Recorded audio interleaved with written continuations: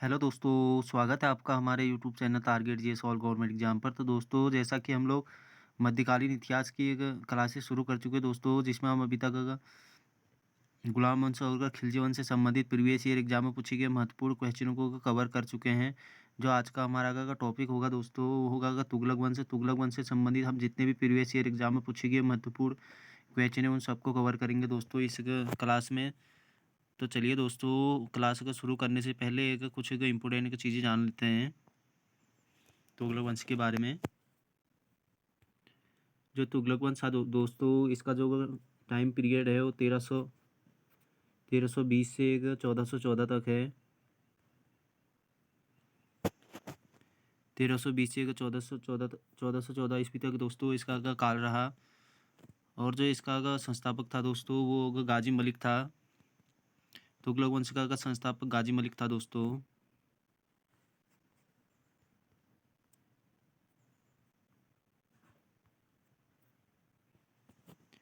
जिसको हम दोस्तों गयासुद्दीन तुगलक के नाम से जानते हैं। इसने जो अपना अगर राज्याभिषेक था दोस्तों, गयासुद्दीन तुगलक नाम से किया था गाजी मलिक ने। गाजी मलिक को ही दोस्तों को गयासुद्दीन को तुगलक भी कहा जाता है। इस बात को भी याद रखना, कभी गयासुद्दीन तुगलक ना देते हुए दोस्तों को गाजी मलिक दे दिया जाता है तो फिर आप लोग कंफ्यूज हो जाते हैं उस टाइम पे। तो इसका जो टाइम पीरियड रहा था दोस्तों, ये गद्दी पर बैठा था 1320 में गद्दी में बैठा था दोस्तों गयासुद्दीन तुगलक। 1325 तक इसका का शासन रहा था दोस्तों, इसको भी याद रखना। कब से कब तक का रखा कभी पूछा जाता है दोस्तों, तो डेट पूछी जाती है तो आप अगर याद रखना इसको 1320 से 1325 तक जो गयासुद्दीन तुगलक था दोस्तों वो गद्दी पर बैठा था। उसके बाद जो अगला शासक आता है दोस्तों वो मोहम्मद बिन तुगलक आता है। उसके बारे में अगर आगे बात करेंगे दोस्तों। तो चलिए दोस्तों, आज के पहले क्वेश्चन की तरफ बढ़ते हैं।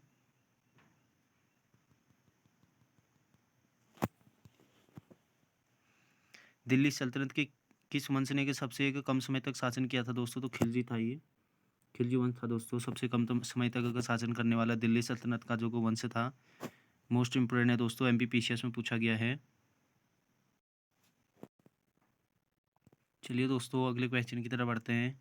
क्वेश्चन नंबर 2 है, देख लेते हैं। कथन एक और का कारण आर दिया गया है, देख लेते हैं कौन सा सही है। मोहम्मद बिन तुगलक दिल्ली छोड़ने के बाद अगर 2 वर्षों तक अगर स्वर्ग द्वारी नामक अगर शिविर में रहा। बिल्कुल सही है दोस्तों, कारण आर देख लेते हैं। उस समय दिल्ली एक प्रकार के प्लेग से बर्बाद हो गई थी और अगर बहुत से लोग मर गए थे। तो ऑप्शन ए इसका राइट होगा दोस्तों। ए और आर दोनों सही हैं और आर का जो ए है वो सही स्पष्टीकरण करता है दोस्तों, तो ए राइट ऑप्शन हो जाएगा। नेट में इस तरीके के क्वेश्चन बहुत पूछे जाते हैं दोस्तों, बार बार बताते आया हूँ आप लोगों को। तो चलिए दोस्तों, अगले क्वेश्चन की तरफ बढ़ते हैं।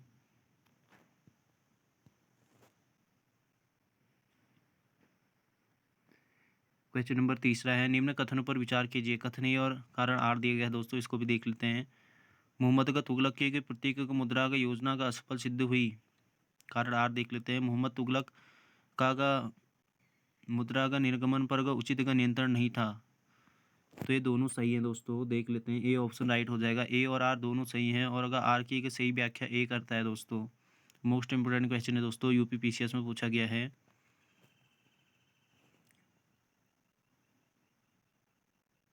अगले क्वेश्चन की तरफ बढ़ते हैं। क्वेश्चन नंबर 4 देख लेते हैं। दीवाने अमीर का कोही नामक अगर पृथक कृषि विभाग की स्थापना किसने करी थी दोस्तों। मोस्ट इंपोर्टेंट क्वेश्चन है दोस्तों, बहुत बार पूछा जाता है। जो कि दीवाने का कोही नामक पृथक कृषि विभाग था दोस्तों, इसकी स्थापना किसने करी थी। तो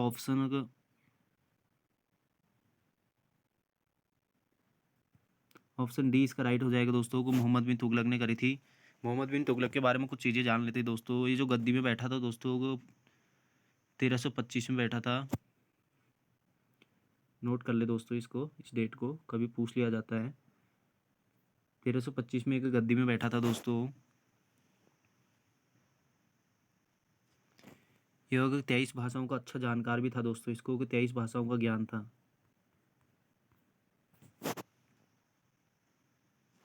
इसको खगोल तथा गणित का भी अच्छा ज्ञान था दोस्तों को। मोहम्मद बिन तुगलक को खगोल और गणित में भी एक अच्छा ज्ञानी माना जाता है इसको। ये अगर इतिहास में अगर सबसे पढ़ा लिखा अगर शासक कहा जाता है दोस्तों, कभी पूछा जाता है दोस्तों कि दिल्ली सल्तनत का सबसे पढ़ा लिखा शासक कौन था, तो वो मोहम्मद बिन तुगलक करना। बहुत बार इससे क्वेश्चन पूछे जाते हैं।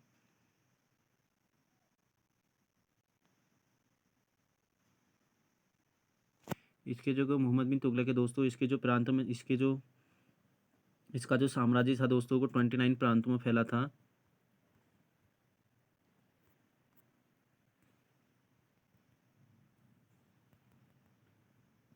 माफी चाहूंगा दोस्तों, 29 प्रांतों में 29 प्रांतों में फैला था दोस्तों इसका आगा शासन।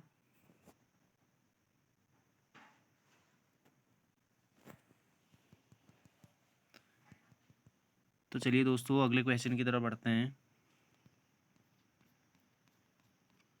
कभी जब हम अगर डीप क्लासेस शुरू करेंगे दोस्तों, तो उसमें अगर हर एक शासक से संबंधित जितने भी हमारे डीप अगर फैक्ट बनेंगे दोस्तों को उनको हम कवर करेंगे दोस्तों। अभी हम सिर्फ अगर प्रीवियस ईयर एग्जाम में पूछे गए महत्वपूर्ण क्वेश्चन को ही कवर करेंगे, क्योंकि अगर क्लास काफ़ी लेंदी हो जाती है दोस्तों, इसलिए कि ज़्यादा पॉइंट डिस्कस नहीं कर पाऊंगा मैं। तो चलिए दोस्तों अगले क्वेश्चन की तरफ बढ़ते हैं। क्वेश्चन नंबर 5 है। मोहम्मद का तुगलक ने दीवाने का कोही नामक एक नए विभाग का सृजन किया गया, इसका का मुख्य कार्य क्या था दोस्तों? मोहम्मद बिन का जो तुगलक था दोस्तों, इसने दीवाने कोही नामक एक नए विभाग का सृजन किया था, इसका मुख्य कार्य क्या था? तो ऑप्शन ए हो जाएगा दोस्तों को प्रति भूमि को कृषि योग्य बनाना था दोस्तों। मोस्ट इंपोर्टेंट क्वेश्चन है, ये इसका राइट हो जाएगा। दीवाने जो को कोही का विभाग की स्थापना किसने करी थी? अगर ऐसा पूछा जाता है दोस्तों, तो मोहम्मद बिन तुगलक करना। अगर पूछा जाता है कि दोस्तों इस विभाग का अगर सृजन क्यों किया गया था, इसका मुख्य कार्य क्या था, तो जो पड़ती भूमि होती थी उसको कृषि योग्य बनाना होता था। ए इसका राइट ऑप्शन है। अगले क्वेश्चन की तरफ बढ़ते हैं। क्वेश्चन नंबर 6 है। मोहम्मद बिन तुगलक के अंतर्गत दीवाने का अमीर कोही का किस विभाग की देखभाल करता था दोस्तों? जो दीवाने का अमीरी का कोही का विभाग था दोस्तों, ये किसके की देखभाल करता था? तो ऑप्शन नंबर डी इसका राइट हो जाएगा दोस्तों को कृषि की उन्नति की देखभाल करता था दोस्तों दीवाने अमीर जो कोही विभाग था। मोस्ट इंपोर्टेंट क्वेश्चन है, मोहम्मद बिन तुगलक के अंतर्गत था ये। अगले क्वेश्चन की तरफ बढ़ते हैं कि मोहम्मद बिन तुगलक ने कृषि के विकास के लिए किस एक नए विभाग की स्थापना करी थी दोस्तों?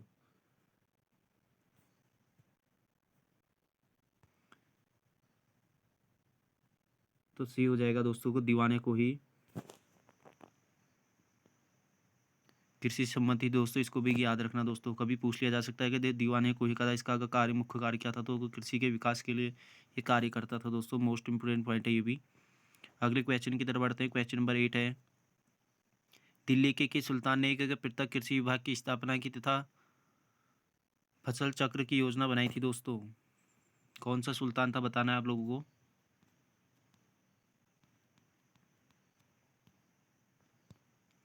तो ऑप्शन का डी हो जाएगा दोस्तों को मोहम्मद बिन तुगलक ने। जो पृथक कृषि विभाग था दोस्तों, इसकी स्थापना का जो श्रेय है दोस्तों, वो मोहम्मद बिन का तुगलक को जाता है। अगले क्वेश्चन की तरफ बढ़ते हैं। क्वेश्चन नंबर 9 है। मोहम्मद तुगलक के अंतर्गत दीवाने कोई विभाग का किस तरह के कार्य की देखरेख करता था दोस्तों? मोस्ट इंपोर्टेंट है ये भी। तो कृषि हो जाएगा, जैसा कि ऊपर भी बता चुका हूँ मैं। रिपीटेड क्वेश्चन है दोस्तों, थोड़ा घुमा दिया अलग तरीके से।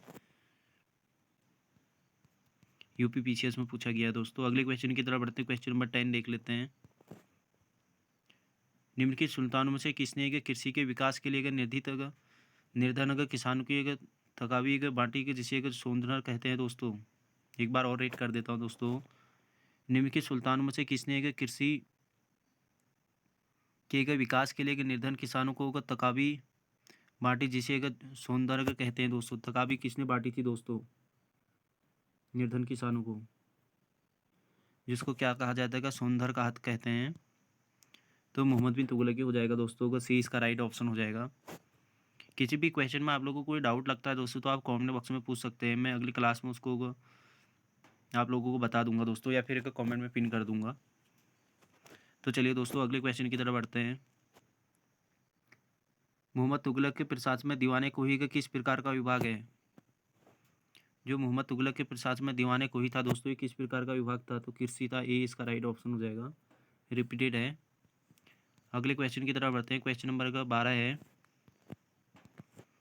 दिल्ली से दौलताबाद राजधानी के एक स्थानांतरण का आदेश दिया था दोस्तों। दिल्ली से जो दौलताबाद है दोस्तों, राजधानी स्थानांतरण का जो आदेश था वो किसने दिया था? तो ऑप्शन डी हो जाएगा, सुल्तान का मोहम्मद बिन तुगलक ने दिया था।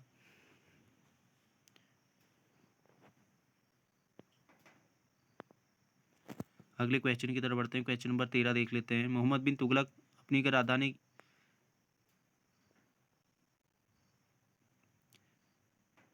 दिल्ली से कहाँ ले गया था दोस्तों? तो दौलताबाद ले गया था। ए इसका राइट ऑप्शन हो जाएगा, दिल्ली से दौलताबाद ले गया था दोस्तों।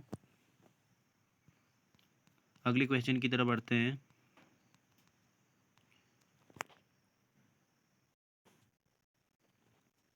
तो अगले क्वेश्चन की तरफ बढ़ते हैं दोस्तों।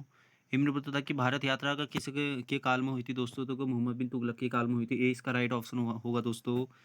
कौन से सन में हुई थी? तो 1333 में आया था दोस्तों। जो इब्न बतूता है दोस्तों, ये कहाँ का यात्री था? तो मोरक्को का था। इसको भी याद रखना दोस्तों, बहुत बार पूछा जाता है।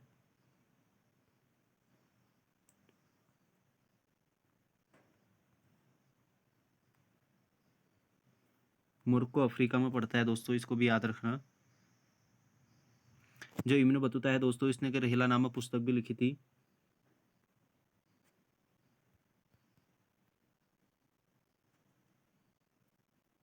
रेहला नामक पुस्तक किसकी है दोस्तों? कभी पूछा जाता तो इब्न बतूता की है, इसको भी याद रखना। मोस्ट इम्पोर्टेंट पॉइंट है दोस्तों ये। 1333 में आया था, मोरक्को का था दोस्तों इब्न बतूता। और अगर मोहम्मद बिन तुगलक के काल में आया था, इसको भी याद रखना। लेहला नामक पुस्तक की भी इसने लिखी थी दोस्तों, इब्न बतूता ने। मोस्ट इम्पोर्टेंट है दोस्तों, बहुत बार पूछी जाती है।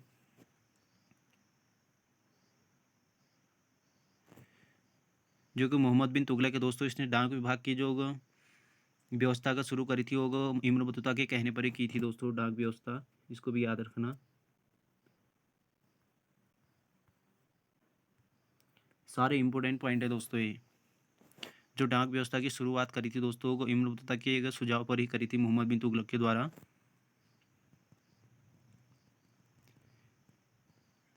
कुछ और पॉइंट भी जान लेते हैं दोस्तों। जो मोहम्मद बिन तुगलक था दोस्तों, ये एक होली का त्यौहार भी एक अपने दरबार में मनाता था। मोस्ट इम्पोर्टेंट है।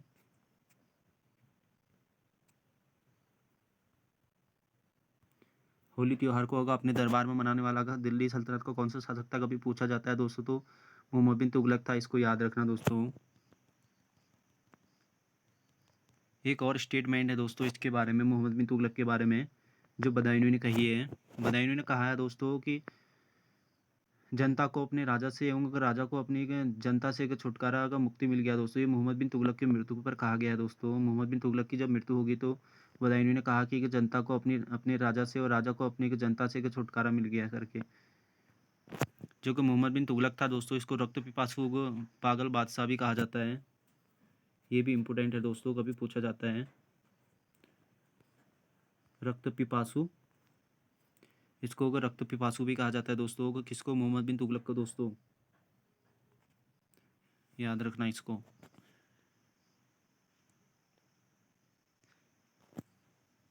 तो चलिए दोस्तों अगले क्वेश्चन की तरफ बढ़ते हैं।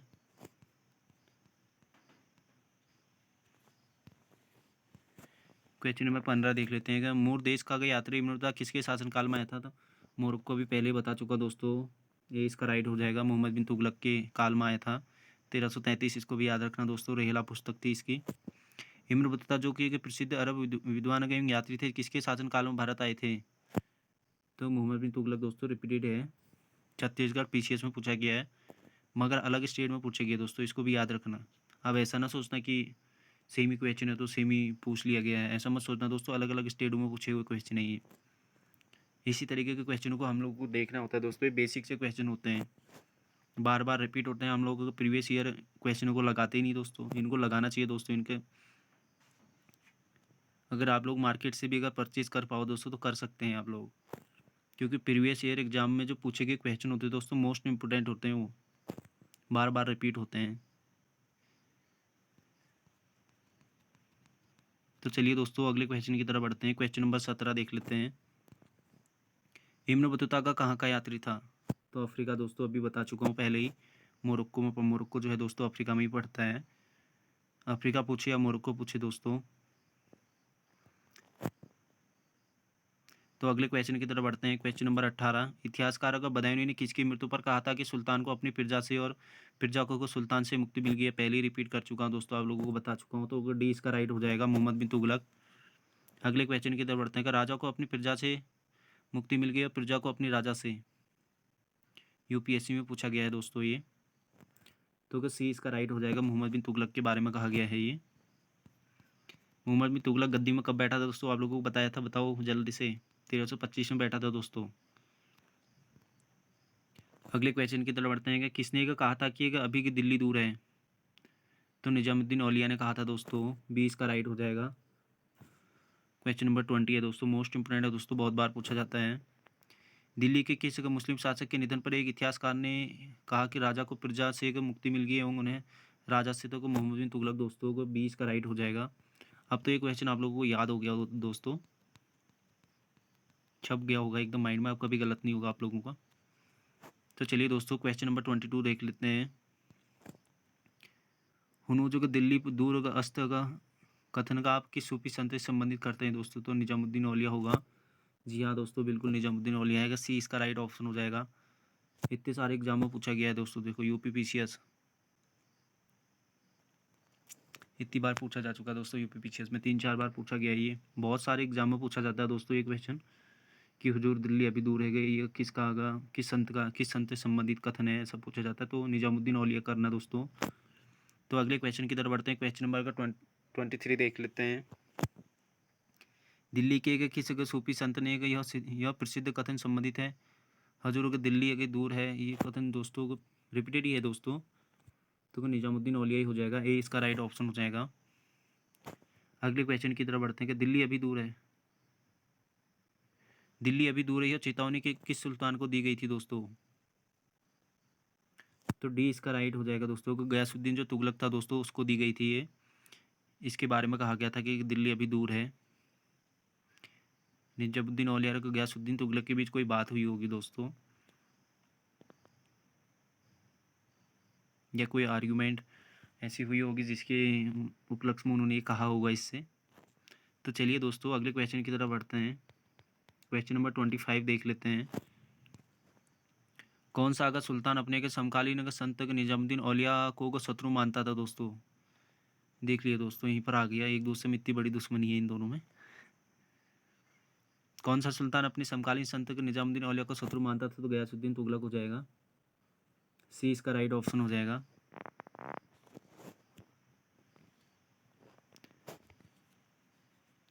अगले क्वेश्चन की तरफ बढ़ते हैं। क्वेश्चन नंबर 26 है। दिल्ली सल्तनत का सर्वाधिक विद्वान शासक जो होगा खगोल शास्त्र, गणित एवं आयुर्विज्ञान सहित अनेक विद्याओं में माहिर था दोस्तों?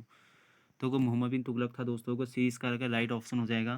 पहले भी बता चुका हूँ दोस्तों, इसको 23 भाषाओं का अच्छा का जानकार माना जाता है दोस्तों, एक बार और बता दे रहा हूँ।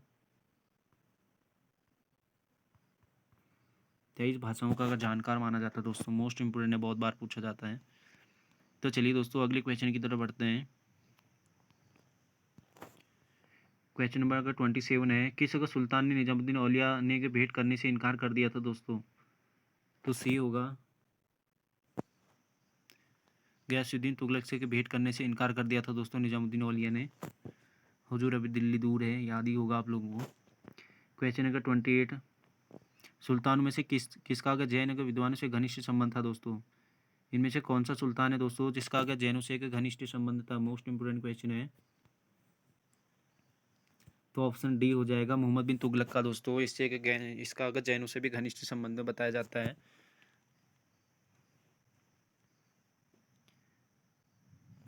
अगले क्वेश्चन की तरफ बढ़ते हैं। क्वेश्चन नंबर 29 देख लेते हैं। निम्नलिखित सुल्तान में से किसने जिन के प्रभु को सूरी से आधी रात तक बातचीत की थी दोस्तों? तो ऑप्शन बी हो जाएगा, मोहम्मद बिन तुगलक। अगले क्वेश्चन की तरफ बढ़ते हैं। क्वेश्चन नंबर 30 देख लेते हैं। निम्न की में से किस राजवंश के अंतर्गत विराजत का चरमोत्कर्ष हुआ था दोस्तों? तो ऑप्शन सी इसका राइट होगा, तुगलक। विजारत क्या होता है दोस्तों, ये आप लोगों को कमेंट बॉक्स में बताना है। तो अगले क्वेश्चन की तरफ बढ़ते हैं। क्वेश्चन नंबर 31 है। उस जैन संत का क्या नाम था जिसके साथ मोहम्मद बिन तुगलक ने विचार विमर्श किया था दोस्तों? मोस्ट इंपोर्टेंट क्वेश्चन है। उस जैन संत का नाम बताना है दोस्तों जिसने मोहम्मद बिन तुगलक से विचार विमर्श किया था। तो देख लेते हैं कौन था वो। तो अगर जिन प्रभु सूरी थे दोस्तों, अगर डी इसका राइट ऑप्शन हो जाएगा, जिन प्रभु सूरी से। ये एक जैन संत थे दोस्तों, इसको भी याद रखना, जिससे मोहम्मद बिन तुगलक ने विचार विमर्श किया था। मोस्ट इंपोर्टेंट क्वेश्चन है। अगले क्वेश्चन की तरफ बढ़ते हैं। क्वेश्चन नंबर अगर 32 है। दिल्ली का कौन होगा पहला सुल्तान जिसने होली के उत्सव को मैं भाग लिया था? पहले बता चुका हूँ दोस्तों, मोहम्मद बिन तुगलक है। सी इसका राइट हो जाएगा। होली के उत्सव को अपने दरबार में मनाने वाला जो दिल्ली सल्तनत का शासक था दोस्तों, वो मोहम्मद बिन तुगलक था। क्वेश्चन नंबर अगर 33 है, देख लेते हैं थोड़ा सा। किस राजवंश के अंतर्गत विराजत का स्वार्थी विकास हुआ था दोस्तों? कौन सा शासक था दोस्तों जिसके राजवंश के अंतर्गत विजारत का सारथी का विकास हुआ था? तो ऑप्शन का सी इसका राइट होगा दोस्तों को तुगलक वंश में। होली त्यौहार के सार्वजनिक उत्सव में भाग लेने वाला का प्रथम दिल्ली का सुल्तान कौन था? तो मोहम्मद बिन तुगलक हो जाएगा। बी इसका राइट है, रिपीटेड है। अगले क्वेश्चन की तरफ बढ़ते हैं। मध्यकालीन भारत में किस मुस्लिम शासक ने सर्वप्रथम होली खेली थी दोस्तों? तो ऑप्शन ए इसका राइट हो जाएगा, मोहम्मद बिन तुगलक। तो चलिए दोस्तों, क्वेश्चन नंबर अगर 36 की तरफ बढ़ते हैं। किसने के सल्तनत काल में प्रचलित डाक व्यवस्था का विस्तृत विवरण दिया था दोस्तों? पहले ही बता चुका हूँ दोस्तों को, इब्न बतूता ने दिया था। इब्न बतूता के कहने पर ही दोस्तों को मोहम्मद बिन तुगलक ने ये डाक व्यवस्था का प्रचलित करी थी दोस्तों। इंपोर्टेंट क्वेश्चन है, उत्तराखंड का पीसीएस में पूछा गया है। अगले क्वेश्चन की तरफ बढ़ते हैं। क्वेश्चन नंबर 37 है। किसने के सल्तनत काल में डाक व्यवस्था का विस्तृत विवरण दिया था दोस्तों? तो इब्न बतूता हो जाएगा, रिपीटेड ही है। अगले क्वेश्चन की तरफ बढ़ते हैं। क्वेश्चन नंबर 38 देख लेते हैं। इनमें से किस सुल्तान ने भारत में सर्वप्रथम सांकेतिक मुद्रा का प्रचलन किया था दोस्तों? मोस्ट इंपोर्टेंट है दोस्तों, बहुत बार पूछा जाता है। जो भारत में सर्वप्रथम सांकेतिक मुद्रा का प्रचलन करा था दोस्तों को मोहम्मद बिन तुगलक ने करा था। बी इसका राइट ऑप्शन होगा। अगले क्वेश्चन की तरफ बढ़ते हैं। भारत में सर्वप्रथम सांकेतिक मुद्रा का टोकन करेंसी होती थी दोस्तों, ये जिस सांकेतिक मुद्रा थी इसका जो प्रचलन किया था वो किसने? तो मोहम्मद बिन तुगलक दोस्तों को। सी इसका राइट हो जाएगा। यूपी के लोअर पीसीएस वगैरह में पूछा गया है दोस्तों ये। यूपी पीसीएस मेंस वगैरह में पूछा गया है ये। अगले क्वेश्चन की तरफ बढ़ते हैं। क्वेश्चन नंबर 40 देख लेते हैं। मोहम्मद बिन तुगलक की चारों योजनाओं पर विचार कीजिए। तो देख लेते हैं दोस्तों। तो ऑप्शन का डी इसका राइट है दोस्तों। दुआब में राजस्व वृद्धि करी थी इसने। इसका क्रम बताना है दोस्तों को। पहले दुआब में राजस्व वृद्धि, उसके बाद जो आएगा राजधानी परिवर्तन आएगा, उसके बाद जो चौथा आएगा तीसरा जो माफी चाहूँगा दोस्तों, उसके बाद जो तीसरा आएगा दोस्तों को सांकेतिक मुद्रा योजना का अगर सही कालक्रम आ जाएगा दोस्तों। उसके बाद जो चौथा आएगा दोस्तों को खुरासान का अभियान आएगा दोस्तों। तो इसका अगर डी राइट ऑप्शन हो जाएगा। अगले क्वेश्चन की तरफ बढ़ते हैं। क्वेश्चन नंबर अगर 41 देख लेते हैं। अमीर का साधु की नियुक्ति करने वाला का प्रथम सुल्तान कौन था दोस्तों? मोस्ट इंपोर्टेंट क्वेश्चन है दोस्तों। अमीर साधु की जो नियुक्ति करने वाला प्रथम सुल्तान था वो कौन था? तो ऑप्शन सी हो जाएगा, मोहम्मद बिन तुगलक। मोस्ट इंपोर्टेंट क्वेश्चन है दोस्तों। अगले क्वेश्चन की तरफ बढ़ते हैं। क्वेश्चन नंबर 42 देख लेते हैं। किसने कहा था कि मेरा साम्राज्य किसने कहा था दोस्तों कि मेरा साम्राज्य रुग्ण हो गया है और यह किसी को उपचार से ठीक नहीं होता? वैद्य अगर सर दर्द ठीक करता है और अगर तदुपरांत अगर बुखार हो जाता है, वो अगर बुखार ठीक करने की कोशिश करता है तो वो कुछ और हो जाता है। तो ऑप्शन का सी इसका राइट हो जाएगा, मोहम्मद बिन तुगलक ने कहा था दोस्तों।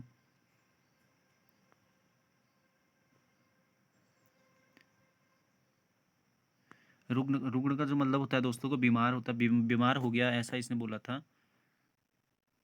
ऐसा बोलता था कि ये मेरा राज्य को बीमार हो चुका है, इस तरीके से।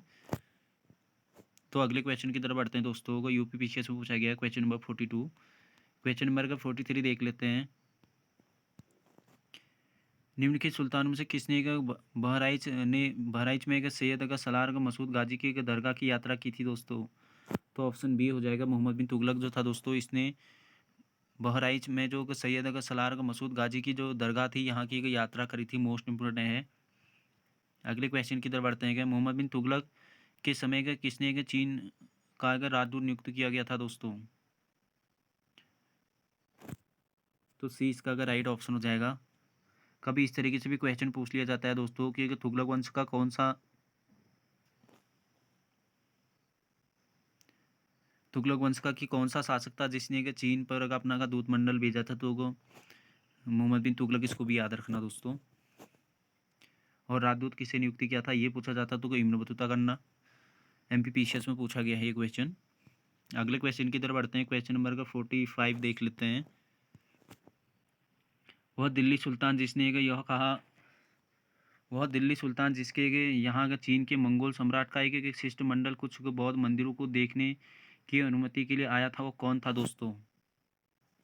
तो ऑप्शन बी हो जाएगा मोहम्मद बिन तुगलक। अगले क्वेश्चन की तरफ बढ़ते हैं। क्वेश्चन नंबर 46 देख लेते हैं। निम्न के सुल्तानों में से किस एक ने सबसे एक दीर्घ अवधि तक शासन किया था दोस्तों?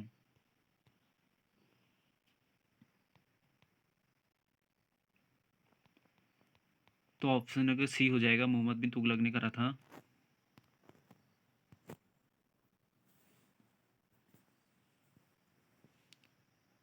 अगले क्वेश्चन की तरफ बढ़ते हैं। क्वेश्चन नंबर अगर 47 देख लेते हैं।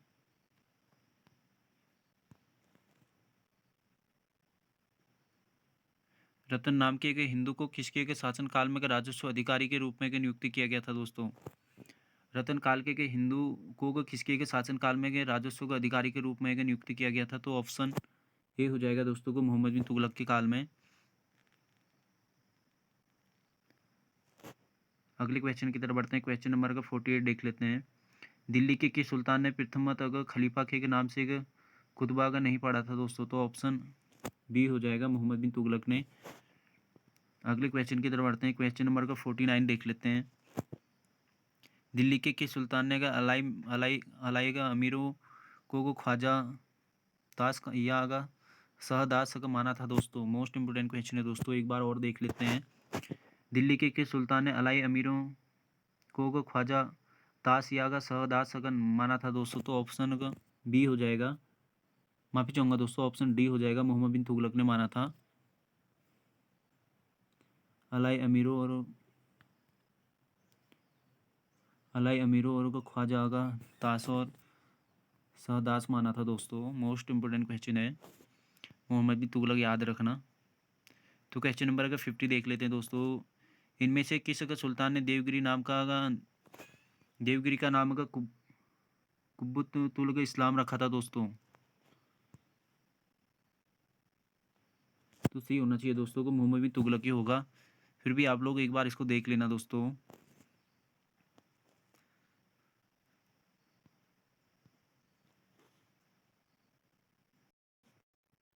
तो चलिए दोस्तों, क्लास काफ़ी के लेंदी हो चुकी है, इसलिए कि इसको आज का यहीं पर स्टॉप करते हैं दोस्तों। तुगलक वंश के हमने के 50 का मोस्ट इंपोर्टेंट क्वेश्चन देख लिए जो प्रीवियस ईयर एग्जाम में पूछे गए थे। इससे संबंधित जितने भी हमारे के क्वेश्चन और शेष रह गए हैं दोस्तों, इनको हम अगली क्लास में देख लेंगे।